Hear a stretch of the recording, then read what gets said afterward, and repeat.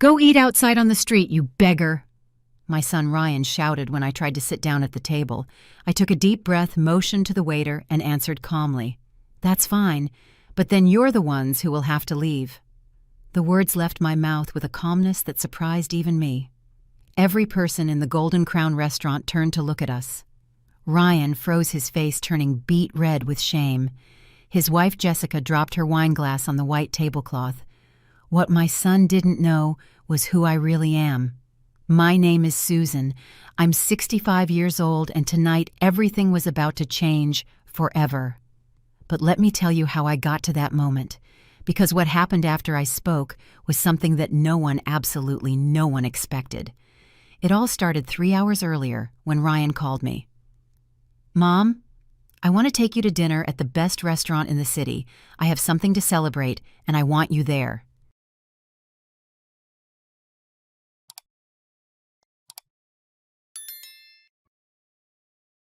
Successful life.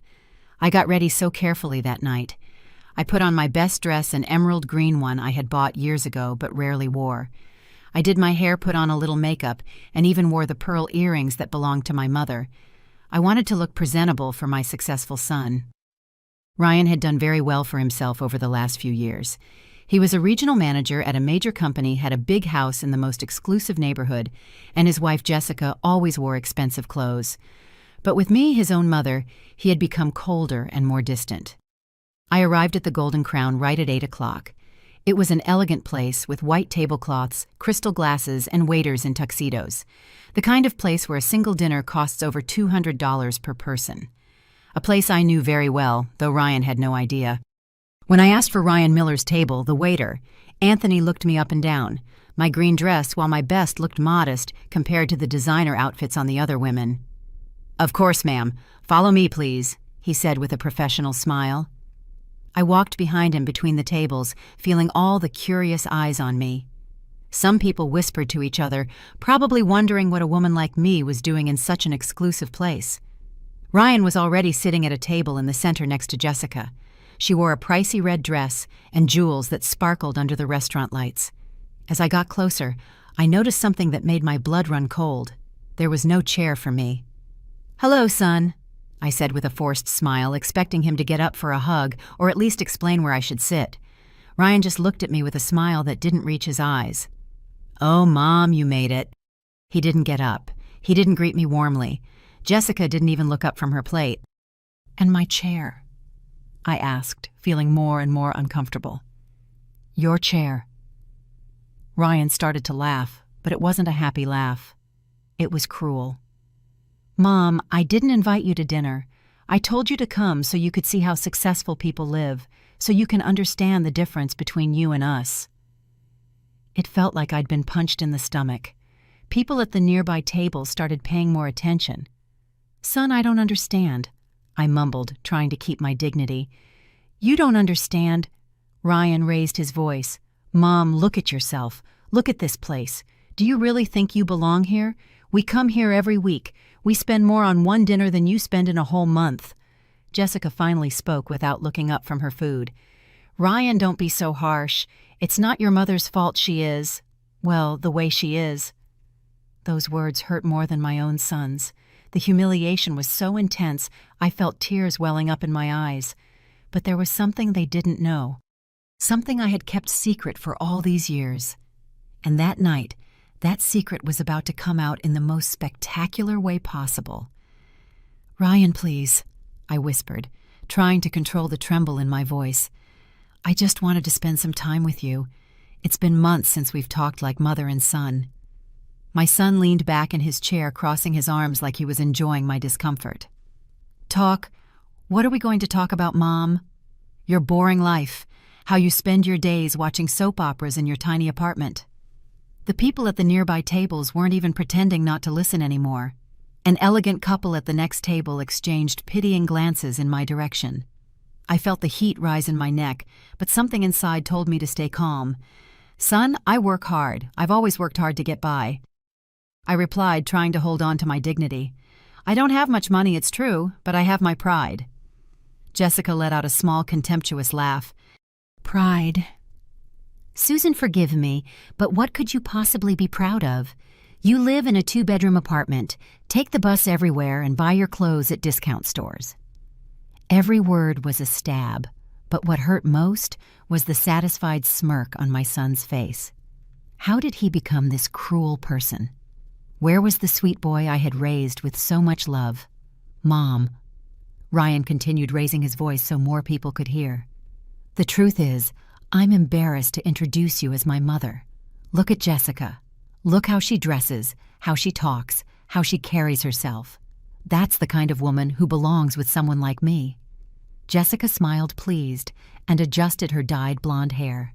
Her red dress must have cost over $1,000, and her shoes were an Italian brand I knew very well, too well. Jessica comes from an important family, Ryan went on. Her mother went to a private university, speaks 3 languages, and understands business. And you? What can you teach me how to survive on $200 a week? Tears threatened to spill, but I held them back. There was something Ryan didn't know, something Jessica didn't know, something no one in my family knew, and tonight it was about to change their lives forever. The waiter Anthony approached our table discreetly. I had known him for years, though he couldn't say anything right now. He looked at me with concern in his eyes. "Would you like to order anything else?" he asked politely.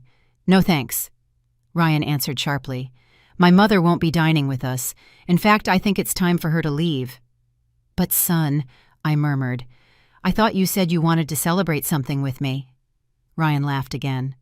"Celebrate with you, Mom. What I want to celebrate is my promotion, my new position, my successful life. Do you think I want to celebrate that with someone who reminds me of where I came from, Jessica, and I belong to a different social class than you?" "Ryan's right," Jessica added, taking a sip of her $100 a bottle wine. "We come to places like this because we can afford it. We have the money, the education, and the social standing to be here. It's nothing personal against you, Susan, but there are differences you just can't ignore." I looked around the restaurant. It really was beautiful. The crystal chandeliers glowed softly, the paintings on the walls were original works of art, and the piano music created a perfect atmosphere. Every detail had been carefully chosen to create the most elegant experience possible. "This restaurant really is beautiful," I commented softly. "Of course it's beautiful," Ryan replied with arrogance. "It's the most expensive in the entire city. The waiting list for a table here is 3 months long. But when you have money and connections like us, doors open for you." Jessica nodded. "We know the manager, the chef, and even the owner." "Well, Ryan knows the owner personally. That's why we always get the best table." A small smile appeared on my lips. If only they knew the truth about who really knows the owner of this restaurant. "Mom, why are you smiling like that?" Ryan looked at me with suspicion. "Do you find it funny that I'm explaining how the real world works?" "No, son," I answered calmly. "I was just thinking about something." "About what?" "That you're right about one thing. There are indeed differences that can't be ignored. Differences you don't know about, but that are going to become very clear tonight." Ryan and Jessica exchanged a confused look. My tone had changed. I no longer sounded like the humble, submissive mother they knew. "What are you talking about?" Jessica asked, a little uneasy. Before I could answer, another man approached the table. It was Oscar, the restaurant's general manager, a distinguished man in his 50s with an impeccable suit and refined manners. "Good evening," he greeted politely. "Is everything all right at your table?" Ryan sat up straighter, obviously pleased to get the manager's attention. "Everything's perfect, Oscar. As always, the service is exceptional." Oscar smiled professionally, but when his eyes met mine, I saw a flicker of recognition. He knew who I was. "Of course. I'm glad to hear that," Oscar replied. Then he looked directly at me. "Ma'am, are you enjoying your visit tonight?" The question seemed innocent, but there was something more behind it. Ryan didn't notice, but I did. Oscar was waiting for my signal.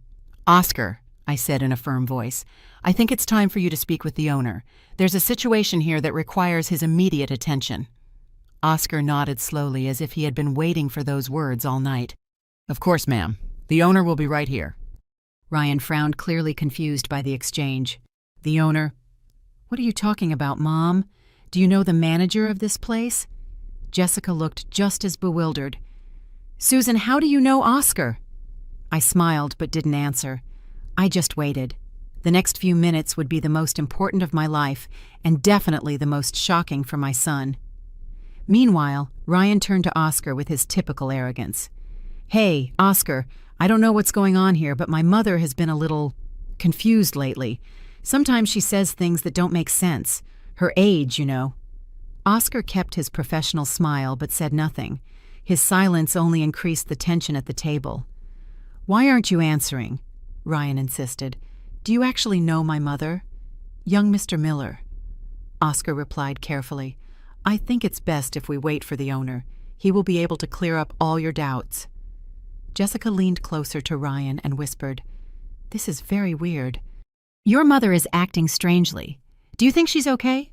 Her words were just loud enough for me to hear, but instead of hurting me, they gave me more strength because I knew that in a few minutes she would eat every single one of them. People at the nearby tables had noticed the tension. Some diners had stopped eating to discreetly watch what was happening. The murmur of conversation had died down as if the entire restaurant was holding its breath. Ryan started to get impatient. Mom, this is ridiculous. I don't know what game you're playing, but it's over. Jessica and I want to enjoy our dinner in peace. In peace, I repeated, my voice growing firmer. Like the peace you've given me all these years, like the peace of being treated like a stranger by my own son. Enough! Ryan yelled, slamming his hand on the table. The glasses shook, and several people turned completely towards us. You're making a scene. You're embarrassing me in front of all these important people. Jessica put her hand on Ryan's arm. Calm down, honey. People are watching us. Exactly. Ryan stood up, his face red with anger. Mom, I'm going to have to ask you to leave. Right now. You're ruining my night, my celebration, my reputation. I remained seated, completely calm. Your reputation?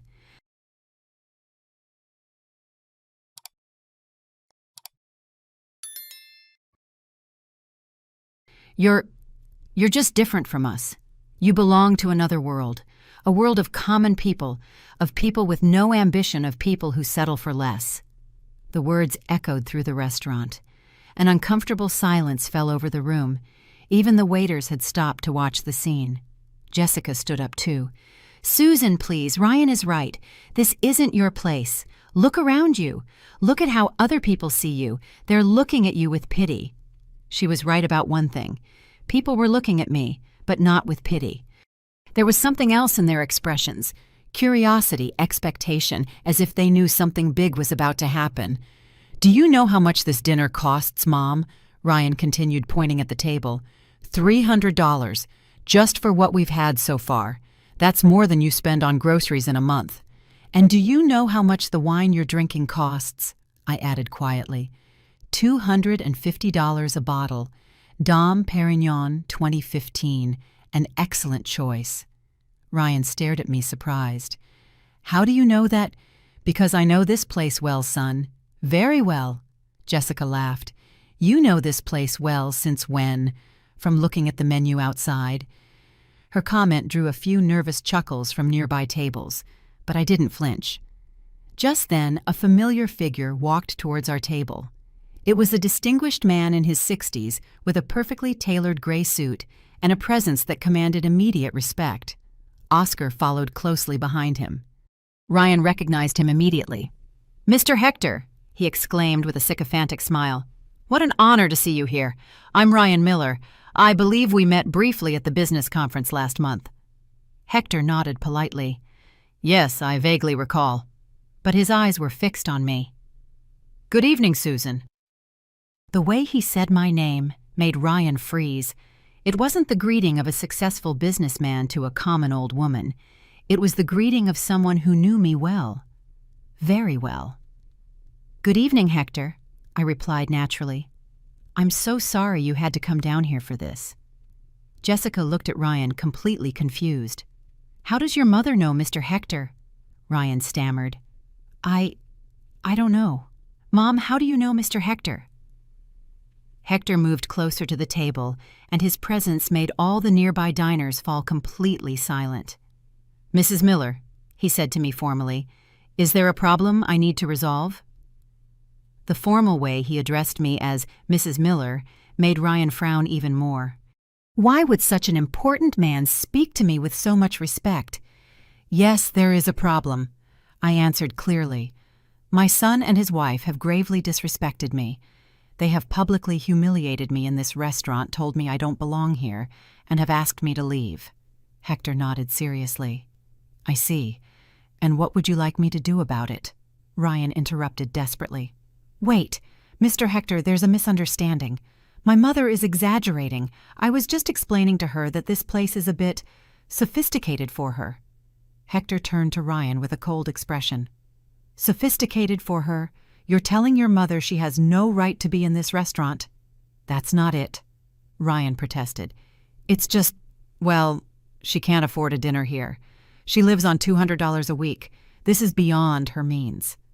Jessica nodded vigorously. "Exactly. We weren't being cruel, just realistic. This place costs a fortune." Hector looked back at me. "Is that true, Susan? You can't afford to dine here?" A slow smile spread across my face. It was the moment I had been waiting for years, the moment my son would find out who his mother really was. "Well, Hector," I said, rising from my chair, "that depends on how you look at it." I took an envelope from my purse that I had been carrying for months, waiting for the perfect moment.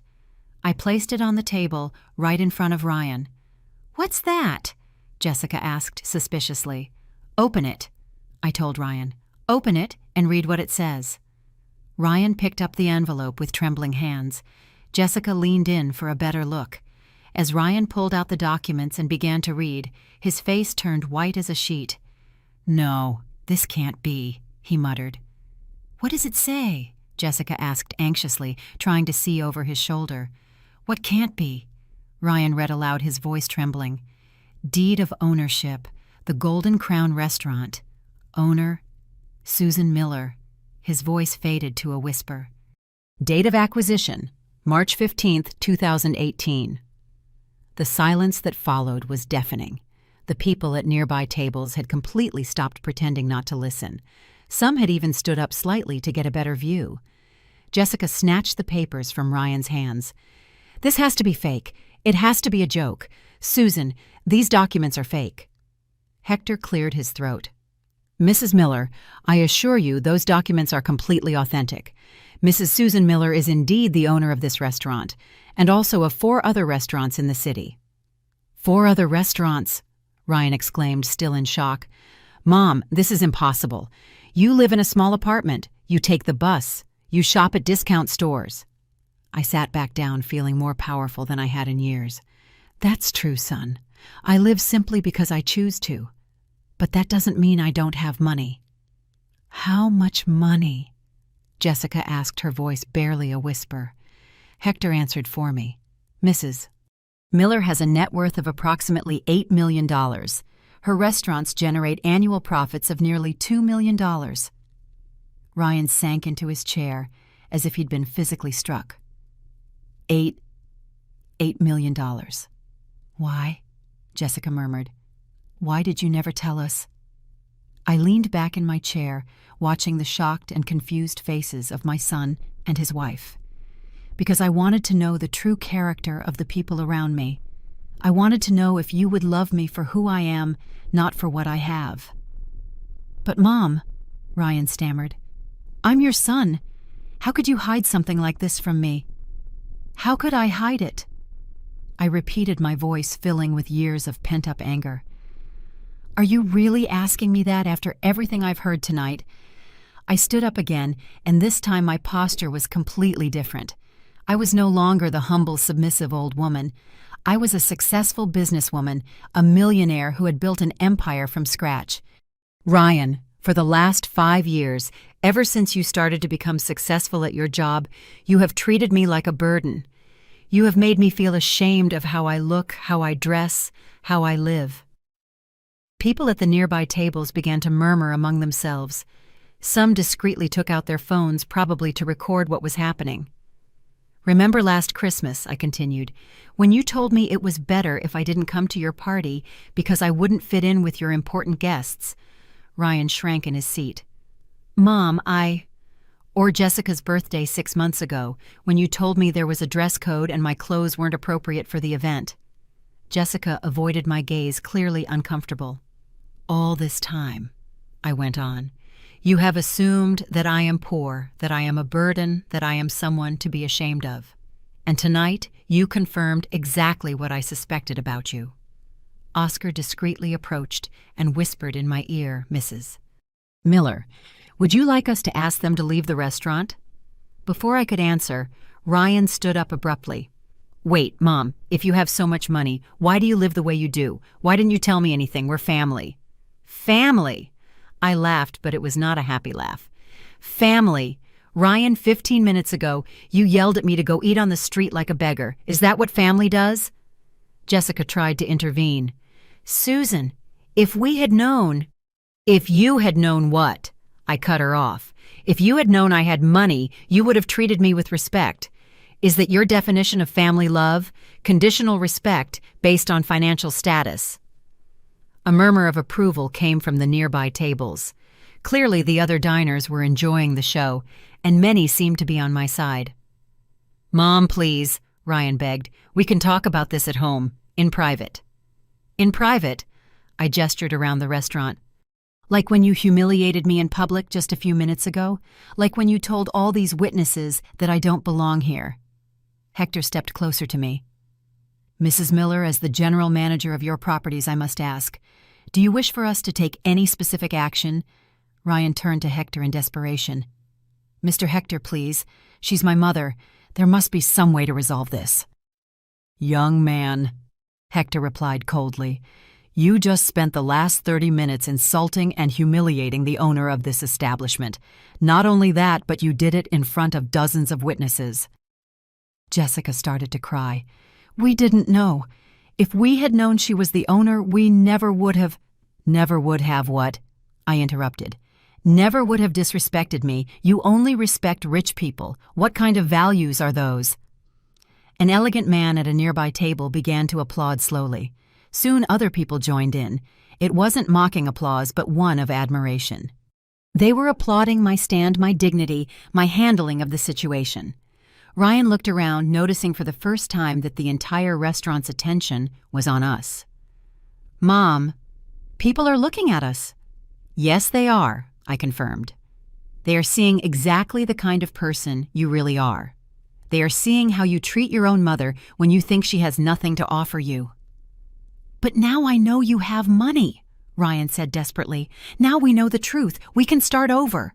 Start over. I laughed bitterly. Now that you know I have money, you want to start over. Now I'm suddenly good enough to be your mother. Jessica wiped her tears and tried to take my hand. Susan, please forgive us. We didn't know. I pulled my hand away sharply. Jessica, an hour ago you told me that Ryan was ashamed to introduce me as his mother. You told me I didn't have the education, the social class, or the money to be here. Do you remember? She nodded miserably. Well, you were right about one thing. There are indeed differences between us that cannot be ignored, but they are not the differences you thought. I walked towards the center of the restaurant where everyone could see and hear me clearly. My voice rose with an authority I had never before shown in front of my son. Ladies and gentlemen, I said, addressing the entire restaurant, I am very sorry for the interruption to your dinner, but I think it's important that you, as witnesses to what has just happened here, know the whole story. An absolute silence fell over the place. Even the waiters stopped to listen. Ryan tried to get up to stop me, but Hector placed a firm hand on his shoulder, forcing him to stay seated. My name is Susan Miller, and I'm the owner of this restaurant, I continued. For the past 7 years, I have come here regularly, but always discreetly observing how my business operates, getting to know my employees, making sure my customers receive the best possible service. Some diners nodded, and I noticed that several now recognized me. The older lady who sometimes sat alone at the corner table, who always ordered the same thing and left generous tips. But tonight, I went on, I was invited here by my own son, who publicly humiliated me, insulted me, and asked me to leave because, according to him, I do not belong in this place. A murmur of disapproval rippled through the restaurant. The expressions on people's faces showed a mixture of shock, outrage, and pity. Ryan stood up abruptly. "Mom, stop. Don't do this. You're ruining my reputation." "Your reputation?" I turned to him with a cold smile. "Ryan, you ruined your own reputation the moment you decided to treat your mother like garbage in front of all these people." Jessica made one last attempt to save herself. "Susan, please understand our position. We had no way of knowing that I had money." I cut her off. "Is that really your excuse? That you didn't know I was wealthy, so it was okay to disrespect me?" An elegant woman at a nearby table spoke up loudly. "Exactly. Respect doesn't depend on how much money someone has. It's a matter of basic decency." Other voices joined in agreement. The atmosphere of the restaurant had completely changed. It was no longer an elegant, quiet dinner. It was the stage for a public lesson on dignity and family respect. I turned back to Ryan and Jessica. "But now that you know the truth, let me explain exactly how things are going to change." Ryan looked desperate. "Mom, please, we can talk about this in private. Not here, not in front of all these people." "Why not here?" I replied firmly. "You had no problem humiliating me here in front of all these people. So right here is where you're going to listen to what I have to say." Oscar approached and offered me a chair in the center, as if it were a stage. I sat down elegantly, feeling for the first time in years the power and respect I deserved. "Ryan," I began, "for the last 5 years since you started earning a good salary, you have changed completely. You have become arrogant, dismissive, and you have forgotten where you come from." "Mom, Don't interrupt me." My voice echoed through the restaurant. "Now you are going to listen. You are going to listen to everything I have to say." Ryan sank into his chair, clearly defeated. "Do you remember when you were 12 and you got pneumonia?" I continued. "Do you remember we didn't have health insurance and I worked 3 jobs for 2 months to pay for your treatment?" My voice broke slightly, remembering those hard times. "I worked in an office during the day, cleaned buildings at night, and waited tables on weekends. I slept 3 hours a night to make sure you had everything you needed." The people in the restaurant listened in absolute silence. Some older women had tears in their eyes. "And do you know why I did all that?" I asked, looking directly at Ryan. "Because I loved you. Because you were my son. Not because you had money, not because you could give me something in return, but because a mother's love is unconditional." Jessica started crying again, but these were no longer tears of self-pity. She seemed to be finally understanding the magnitude of what they had done. "But you, Ryan," I continued, "your love for me turned out to be completely conditional. You love me only when it's convenient, only when I don't embarrass you, only when I fit into your image of success." An older man at a table in the back shouted, "You tell him, ma'am. Tell him the truth." The audience's approval gave me even more strength. "Now let me tell you how I got my money, because it's important that you understand it wasn't luck or inheritance." Ryan looked up, clearly curious despite his humiliation. "After your father died when you were 15, I explained, I was left alone with a huge debt and a son to support. But instead of sinking into self-pity, I decided to fight." I stood up again, slowly, walking around the table as I spoke. "I started by working as a waitress in a small diner, but I didn't settle for that. I watched, I learned, I studied every aspect of the business. How the kitchen worked, how the finances were managed, how to treat customers. The silence in the restaurant was total. Even the staff had stopped working to listen to my story. After 5 years, when I had enough experience and savings, I took out a loan and bought my first small restaurant. It was a modest place in a humble neighborhood, but I turned it into a success." Jessica whispered, "That's why you know so much about restaurants."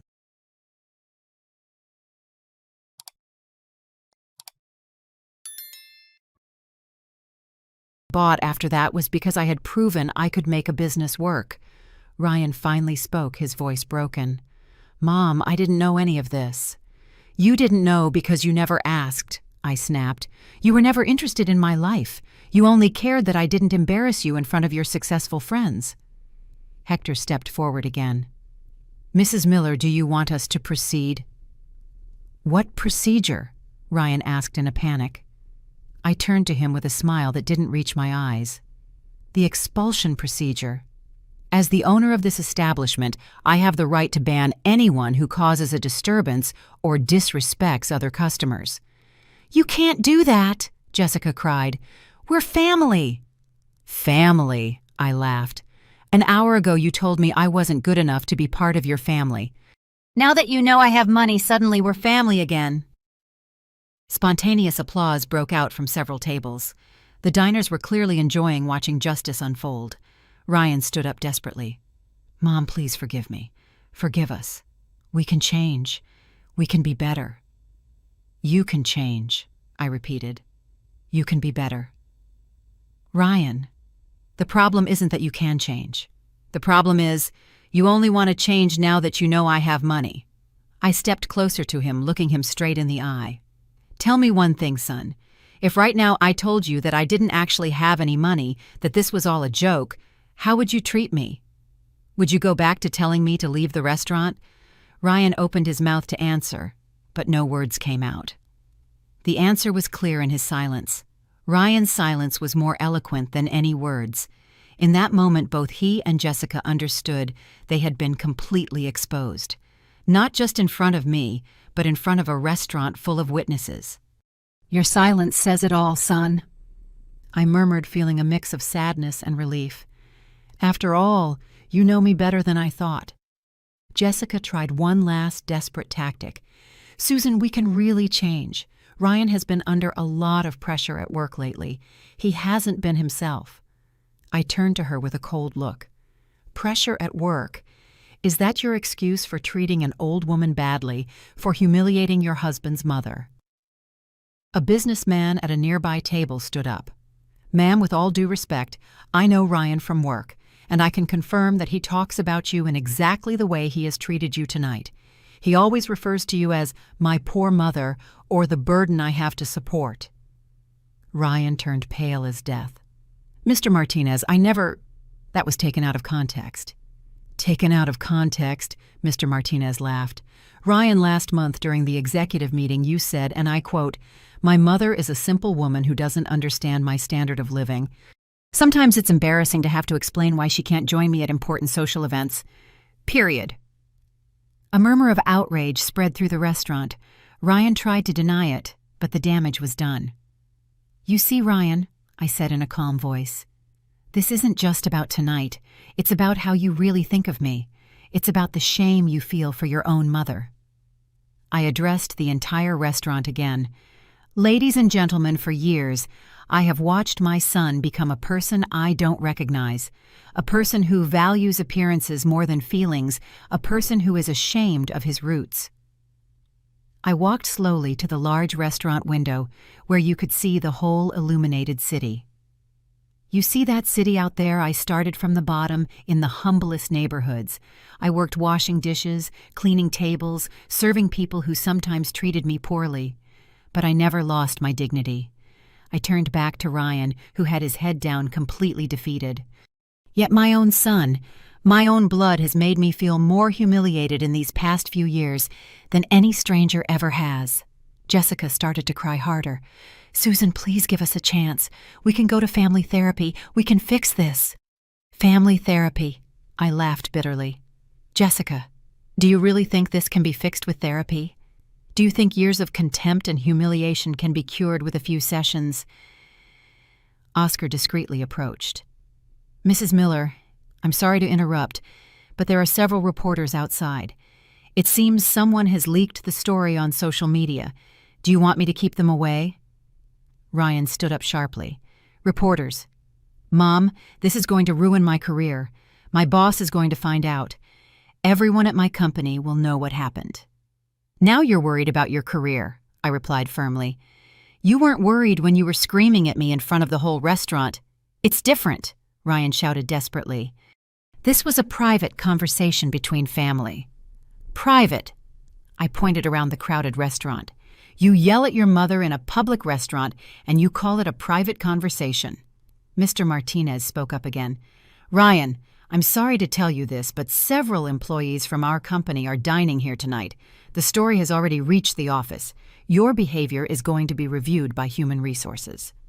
Ryan collapsed into his chair as if he'd been punched. No, it can't be. My career. My reputation. Your reputation, I repeated slowly. You ruined it yourself the moment you decided it was acceptable to treat your mother like trash. Jessica tried to take Ryan's hand, but he pulled it away sharply. This is all your fault, he yelled at her. You were the one who convinced me my mother was a burden. You were the one who told me to be ashamed of her. My fault? Jessica stood up indignant. You were the one constantly complaining about her. I was just supporting you. And there it was, the truth finally coming out. Not only had they humiliated me tonight, but they had been bad-mouthing me for years, feeding each other's contempt for me. Enough, I said in a firm voice. Enough blaming each other. You are both equally responsible. I turned to Hector. Please bring the documents. What documents? Ryan asked, his voice filled with terror. Hector disappeared for a few moments and returned with a thick folder. He opened it on the table and took out several papers.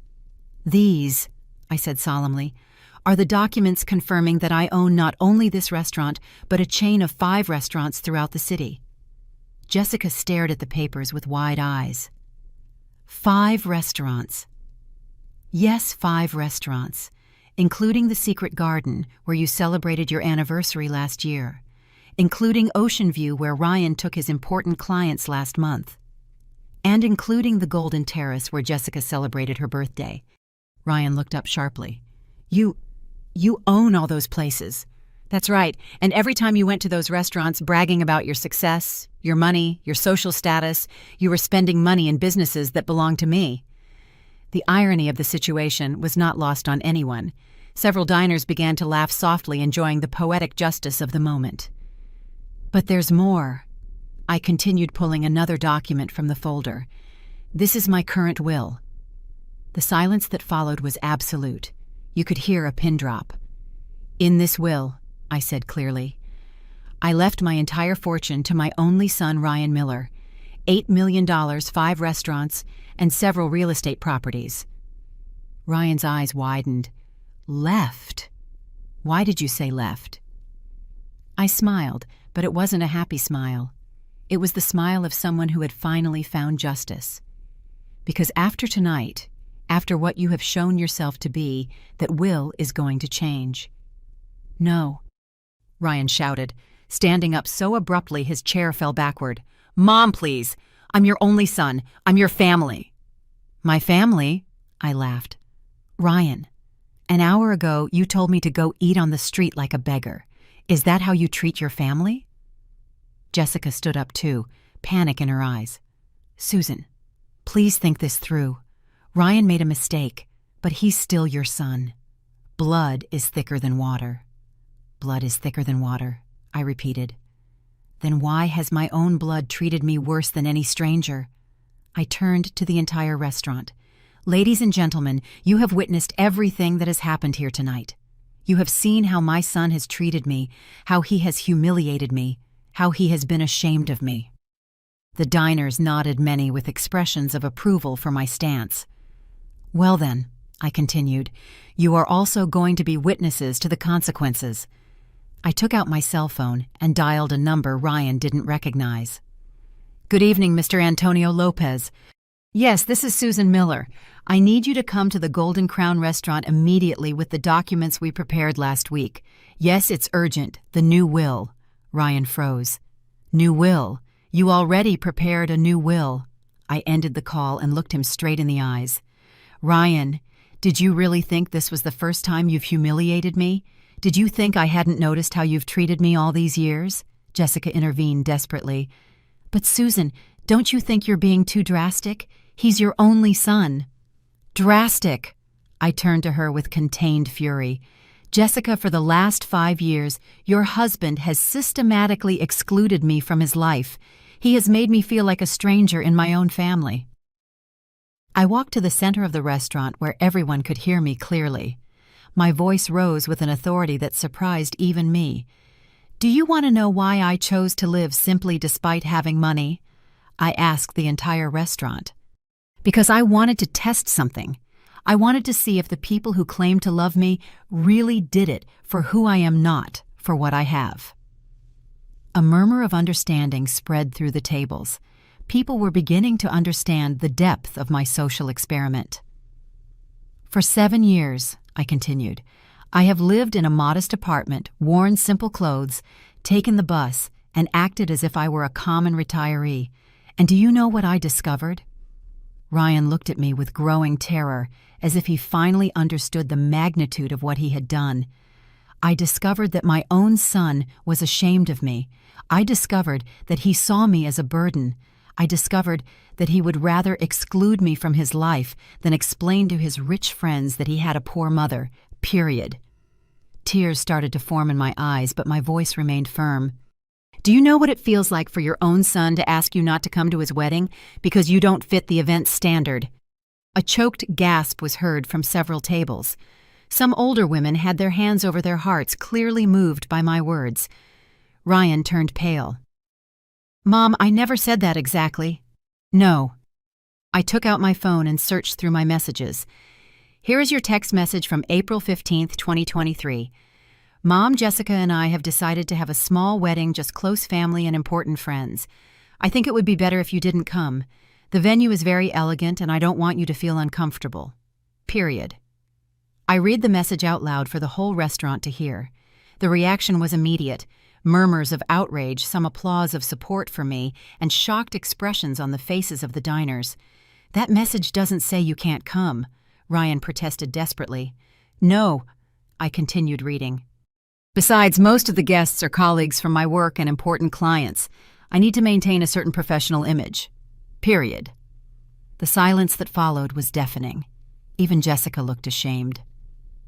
"Maintain a certain professional image," I repeated slowly. Translated, your mother would ruin your professional image. An older man at a back table stood up. "Ma'am, my mother was right when she said that ungrateful children are the worst misfortune a woman can have." Several diners applauded his comment. The atmosphere of the restaurant had completely changed. It was no longer just a show. It had become a public trial on family values. Ryan looked around the restaurant, noticing for the first time that all the attention was truly on us. "Mom, please let's go home. We can talk about this in private." "Home?" I laughed bitterly.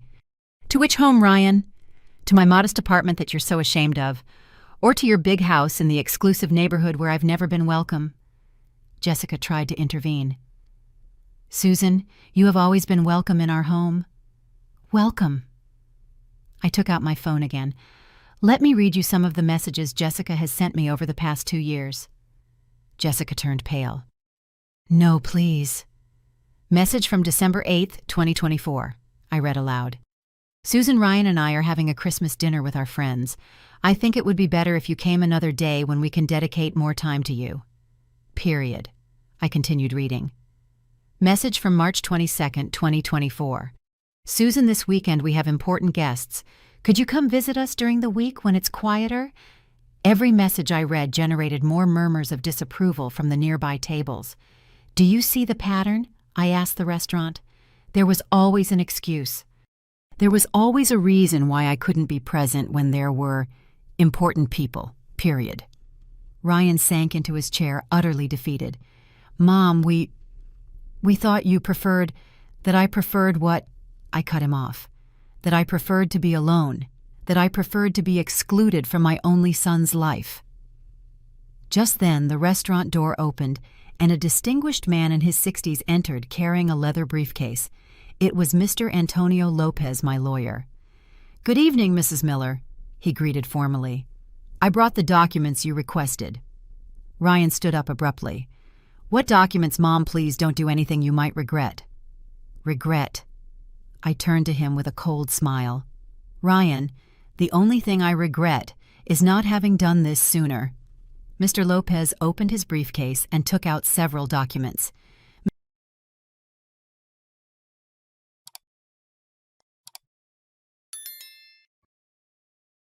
asked with a broken voice. Yes, I replied calmly. I have decided to leave my fortune to charities that help elderly people abandoned by their families, and also to loyal employees who have shown me more respect and affection than my own blood. Anthony, the waiter who had been serving us all night, approached timidly.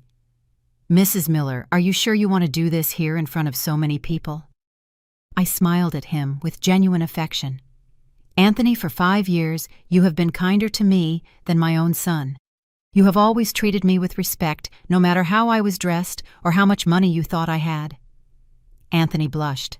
You have always been a very elegant lady, Mrs. Miller, and you always leave the best tips. Tips? Ryan looked at me confused. What tips? Anthony answered. Your mother always leaves a $100 tip, young man, and she always asks about our families, about our problems. She is the most generous and kind customer we have. Ryan's mouth fell open, but no sound came out. Clearly, this was another revelation he did not expect. That's right, I confirmed. For all these years, while you thought I lived on $200 a week, I was helping employees in need, donating to charities, and supporting families in difficulty. Jessica murmured. How much money have you donated? In the last 5 years, I replied. I have donated approximately $1 million to different causes, money I could have used to live luxuriously, but which I preferred to use to help others. Spontaneous applause erupted from several tables. The diners clearly approved of my philanthropic actions. While you were ashamed of my poverty, I continued, I was using my money to do good. While you excluded me for not being sophisticated enough, I was being more generous than you have ever been. Ryan stood up in desperation. Mom, that's all very well, but I am your son. I am your only family. You can't leave all your money to strangers. Strangers? I laughed. Ryan, Anthony knows me better than you do. Oscar respects me more than you do.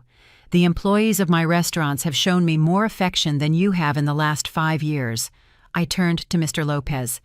Mr. Lopez, please prepare the documents. I want to sign the new will tonight. No, Ryan shouted, trying to approach the table where the documents were. You can't do this. I'm your son. I have rights. Oscar intervened firmly. Young man, please maintain your composure. Mrs. Miller has every right to dispose of her fortune as she sees fit.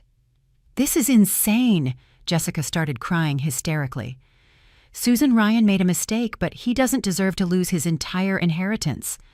I stopped a few steps from the table with the documents and turned slowly towards Jessica. A mistake.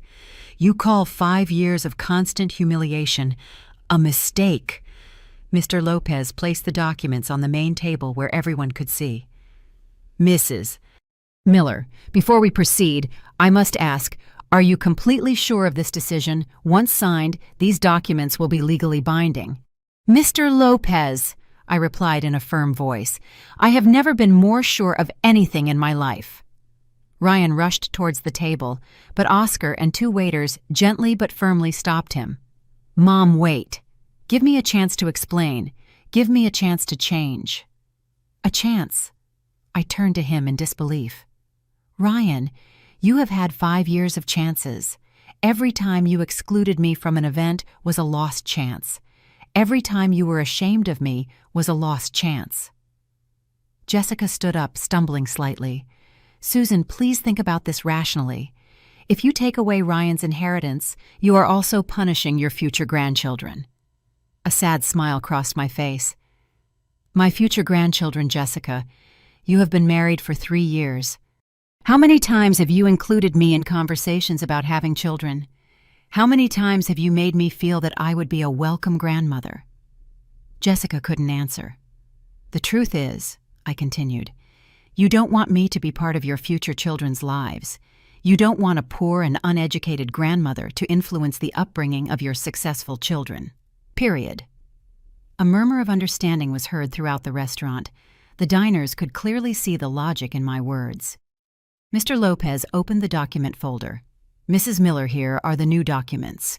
The will divides your fortune among 5 charitable organizations and 10 employees of your restaurants who have shown exceptional loyalty. Ryan tried to approach again, but this time his voice was pleading. "Mom, please at least leave me a small part. Not everything, but something. A chance to show you I can change."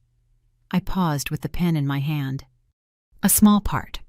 So you can continue living comfortably without learning anything from this experience." "No," Ryan protested. "So I can prove that I've learned my lesson, so I can win you back." Jessica approached me with tears in her eyes. "Susan, give him a chance. Set conditions. Make him earn your forgiveness."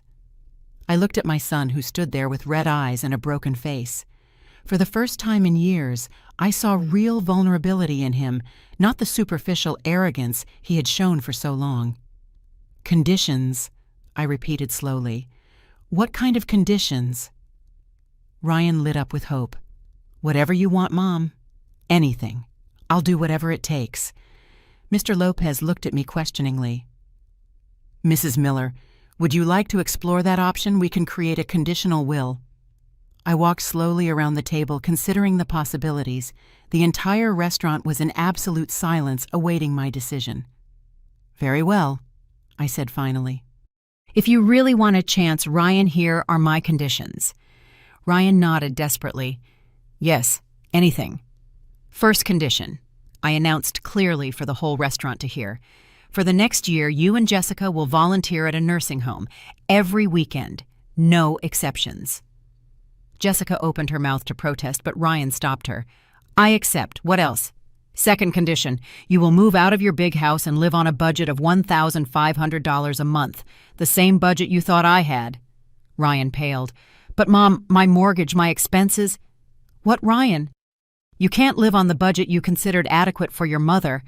The comment drew some nervous laughter from nearby tables. "Third condition," I continued.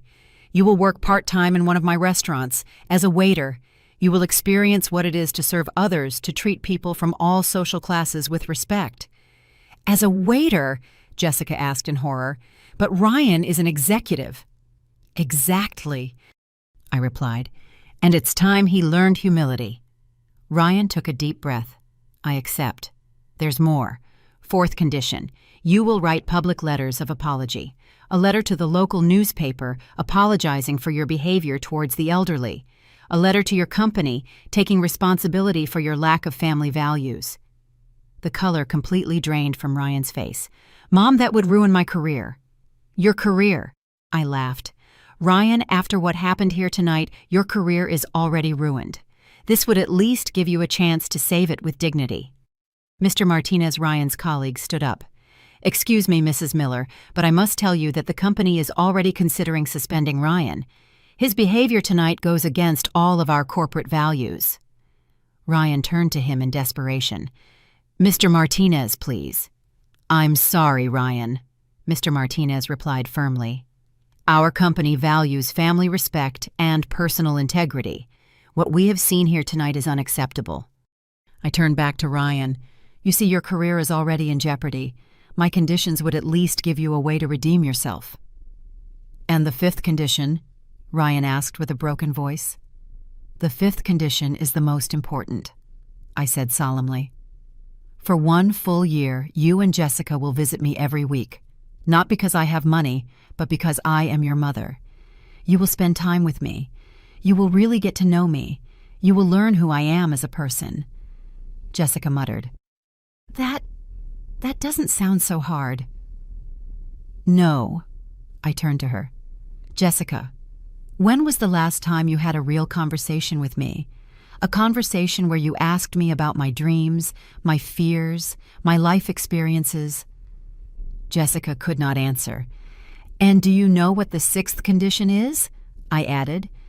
"Sixth?" Ryan asked nervously.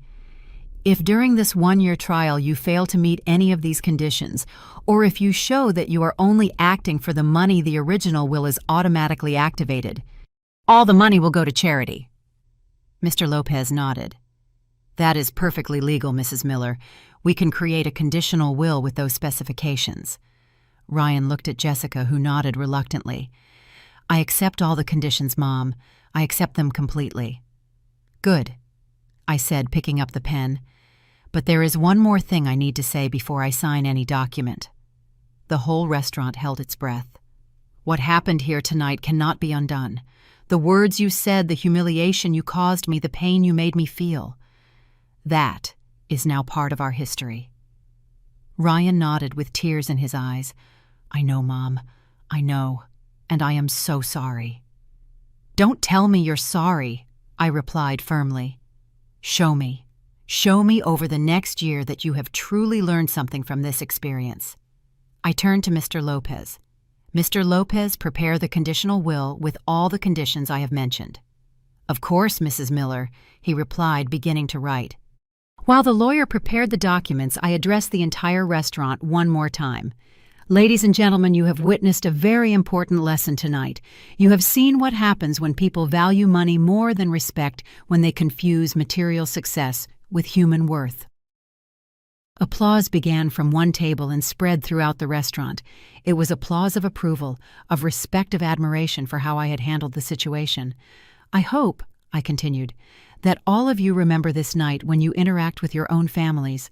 I hope you remember that respect and love do not have an entrance fee. The applause grew louder. Some people stood up, giving me an ovation. Ryan approached me timidly. Mom, can I hug you? I looked at him for a long moment. Ryan, hugs are something you earn. Over the next year, you are going to have to earn every hug, every smile, every moment of affection. He nodded, finally understanding the magnitude of what he had lost.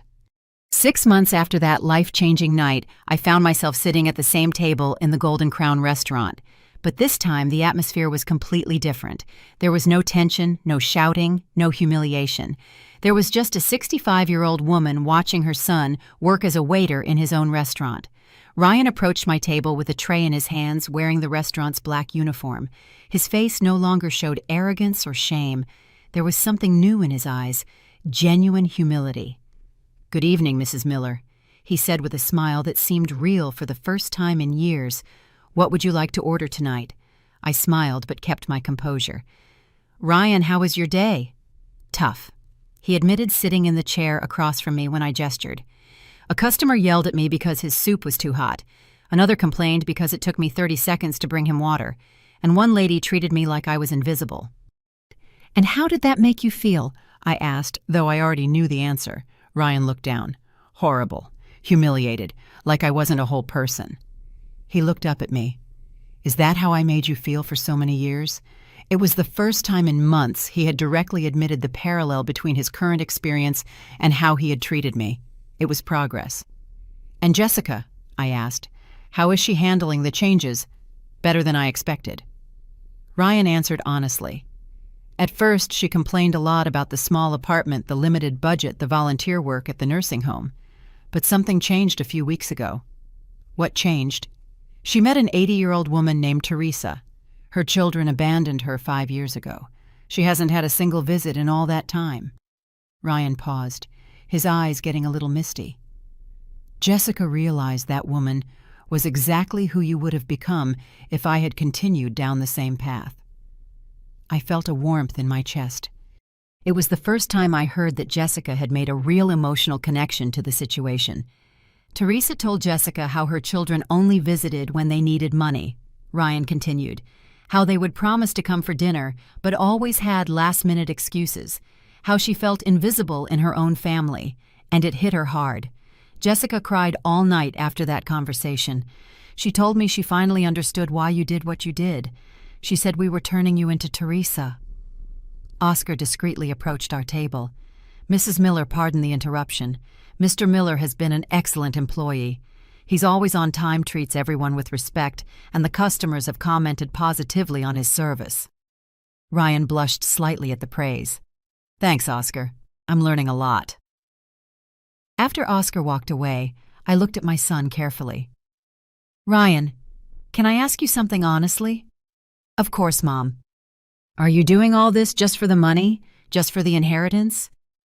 Ryan was silent for a long moment. It was a question I had been waiting for the right time to ask. At first, he finally admitted.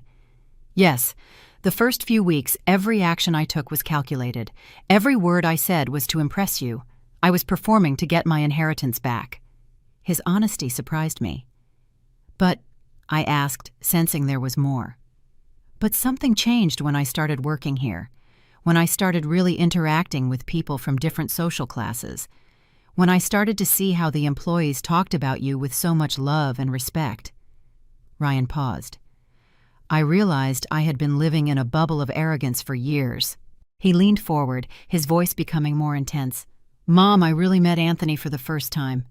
Did you know he has 3 kids and is paying for his oldest daughter's college by working here? Did you know you secretly paid for his gallbladder surgery last year?"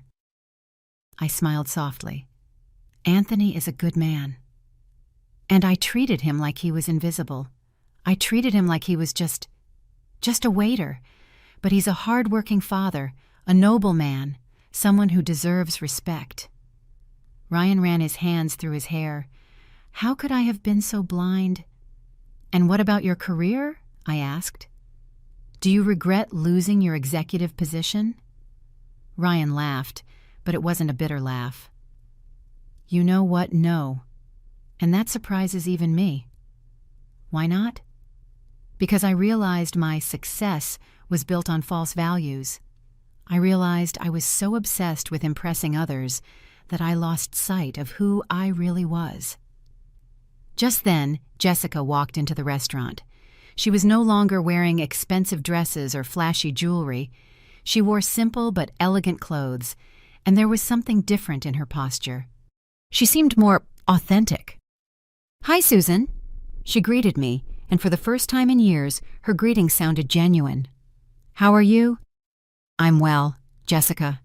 "How was the nursing home today?" "Emotional," she replied, sitting next to Ryan.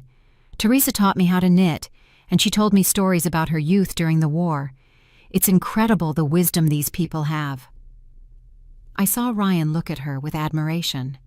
It was clear these changes in Jessica had also strengthened their relationship. "Susan," Jessica continued, "I want to apologize to you. Not just for that night in the restaurant, but for years of terrible behavior." "What do you mean specifically?" I asked. I needed to know she understood exactly what she had done wrong. "I mean all the times I excluded you from our lives because I thought you weren't sophisticated enough. I mean all the times I influenced Ryan to be ashamed of you. I mean judging your worth as a person based solely on your financial appearance." Her words sounded sincere. "And now that you know I have money, how do you feel about it?" "Honestly," Jessica smiled sadly, "I feel like an idiot. In all these months working with the elderly, I've met so many extraordinary people who live on very little money, but who have immense emotional riches." Ryan nodded.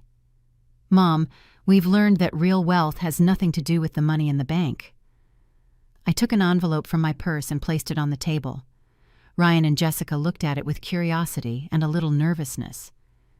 "What is that?" Ryan asked. "It's an evaluation," I replied. "For these past 6 months, I have been watching, asking, investigating. I've spoken with your supervisors at the nursing home, with your co-workers here at the restaurant, with your neighbors at the small apartment." Jessica turned pale. "An evaluation of what? Of whether your changes are genuine or if you're just performing for the money." I opened the envelope and took out several papers. "Here is the report from the nursing home supervisor. It says that you not only meet your required hours, but you often stay extra time. It says you have connected emotionally with the residents." Ryan and Jessica exchanged hopeful glances. "Here is Oscar's report on Ryan's performance as a waiter. He says he is respectful, hardworking, and genuinely cares about the customer's experience." I continued reading. "And here are your neighbors' observations on how you live now. They say you are humble, that you help other residents, that you don't complain about your reduced circumstances." "And what is your conclusion?" Jessica asked with a trembling voice. I put the papers back in the envelope and looked them straight in the eyes. "My conclusion is that you have learned your lesson, not completely because 6 months don't erase 5 years of problematic behavior, but you have proven that change is possible." Ryan started to smile hopefully. "Does that mean—" "It means," I said solemnly, "that we are going to continue with this process, but with modifications. "What kind of modifications?" Jessica asked. "First, Ryan will continue working at the restaurant, but he will now receive a fair salary and have the opportunity to learn the business from the ground up. If he shows real ability and dedication, he could eventually have a role in management." Ryan nodded enthusiastically. "Second, you will move into a larger apartment, but you will not return to your previous lifestyle. You will live comfortably, but modestly.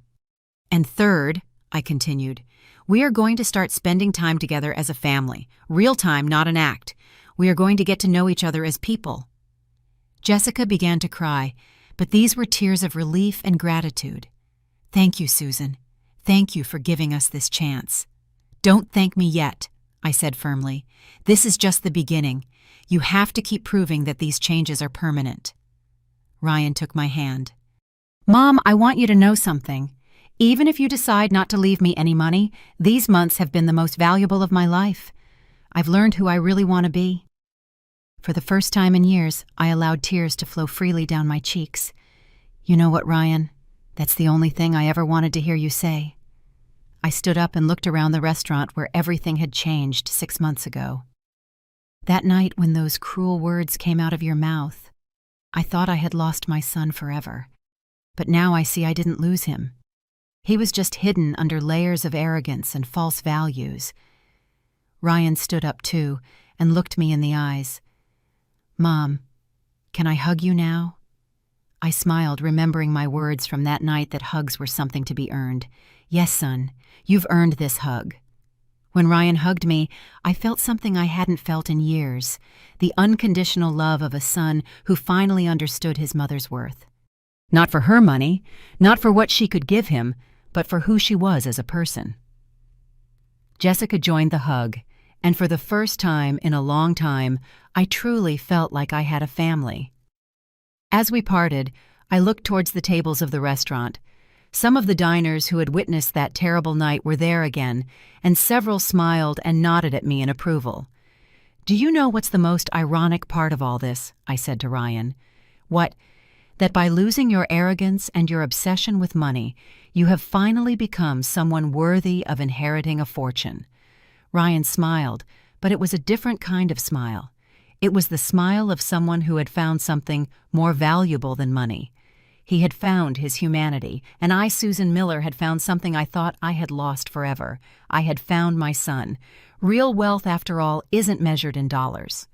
It's measured in respect, in genuine love, and in the ability to see the value in every person, no matter what they have or don't have. That night, as we left the restaurant together as a real family for the first time in years, I knew I had made the right decision. Sometimes to save someone you love, you first have to be willing to lose them. And sometimes the greatest wealth you can leave your children isn't money, but the lesson of how to be a good person.